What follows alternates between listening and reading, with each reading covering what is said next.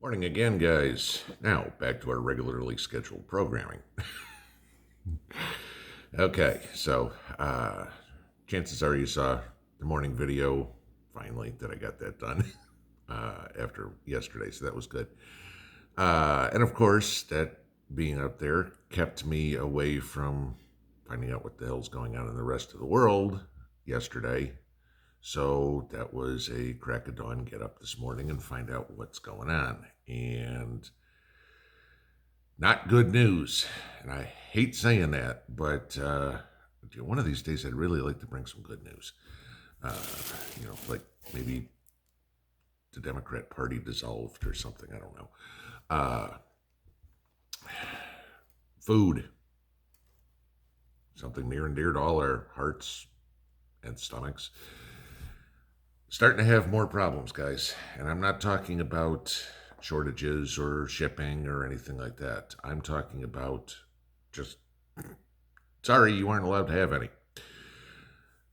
News came out yesterday. First state in Germany, Hesse, okay, the Hessians. Retailers, grocery stores can now decide whether or not they want to allow access to the stores for people who don't have a passport. We've talked about this. A lot of places have talked about this. This is the first time it's actually come into play where the store can say, sorry, you ain't got it, you ain't coming in. You know what I've said over and over and over again. Watch what happens in other countries because it's coming to a country near you. Okay, whether you're in Australia, Canada, the United States, Great Britain, wherever. I know there's people on this channel in Germany. Patty Bob, see him all the time. Okay, I don't know what part of Germany he lives in, but if he lives in Hesse, then we have an issue where he potentially can't go into a store. Okay. Now, you think it's only in Germany? It's not. Okay. There's video of French stores prohibiting people who don't have a passport from coming in. Done. Okay. Store by store, but the stores have decided, hey, sorry, nope, not buying any food today. Okay. Uh, there was a story that came out yesterday about a guy in the UK who has a medical exemption, wasn't allowed to come in. Okay. Even if you go into Chile, however you want to pronounce it, okay, South America, uh, stories on people not being able to enter the grocery stores there, the supermarkets there, because they don't have government permission to go into a store. Think about that, guys. Can you imagine? You know what we've talked about? I did a video, God, 9 months ago. Papers, please. Can you imagine having to show government documentation that allows you to buy food? This is how crazy it's getting. A lot of us talked about this yesterday. We've talked about this on the channel a lot, about people whose idea of they're ready is they've got 2 weeks worth of food. Somebody was telling me a story yesterday. Somebody called themselves a prepper that they know who has 3 days worth of food. 3 days is chaos, okay? We're 9 meals away from utter chaos. Well, they got the 9 meals covered. Okay, really? So this is where it goes from here. And when it gets real scary, if you can't go to the store, where are you going to get food? Now, of course, for all of us, it's we go into our pantries and get it. For some of us, it's we go out in the yard and pick it. For others, it's go out in the field and grab a chicken. That's dinner. Whatever it would be. Some people don't have that luxury, and we all get it. So I saw a story this morning about what happened in the last year and a half, year and 3/4 or whatever.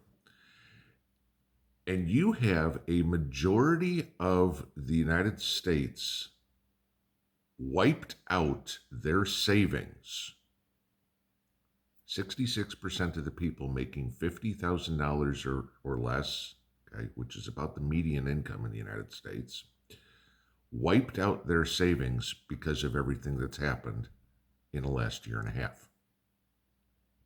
Now, there was a rent moratorium, okay, so people had free rent for basically a year and a half.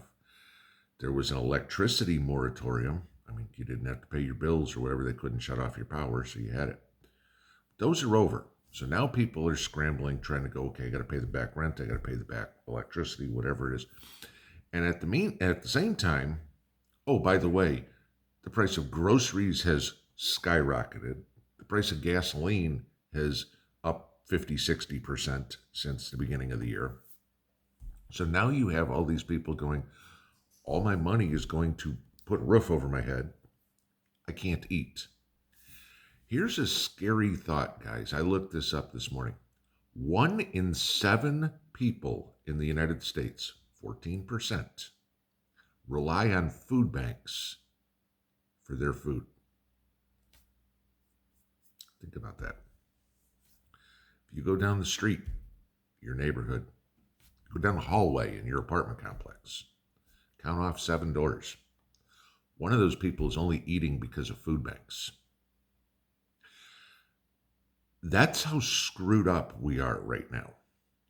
And this is where it gets worse, okay? This is where I keep saying a calamity is coming. How do food banks get the food? It's people like you and me who donate it.